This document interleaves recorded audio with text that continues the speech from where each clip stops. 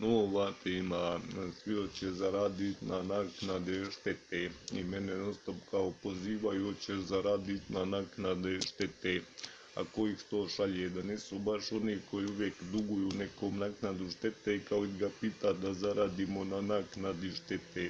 Da te uvijek ne šalje osobe koje su meni uvijek dužne novac, možda oni stoje iza te policije, istraživača koji nikad nikom ne daju naknade štete.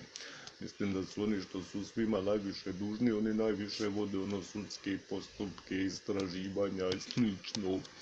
Ako neko hoće da ja tražim naknadu štete, nek mi ponudi posao kao ugovor sa odvjetnikom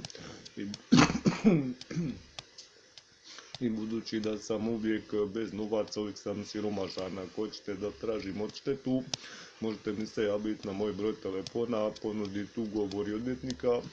I budući da sam uvijek siromašan, možete mi ponuditi par mjesečnih plaća da imam od čega živjeti, jer odvjetnik bi mi mogao dati par mjesečnih plaća, tek toliko da imam od čega živjeti. Znači, ako mi se javite na broj telefona ili mail i ponudite suradnju s odvjetnikom i par mjesečnih plaća, ja ću rado s vama surađivati, ali neću bez novaca surađivati, bez ugovora o radu i bez ugovora s odvjetnikom i bez novaca neću surađivati s nikim.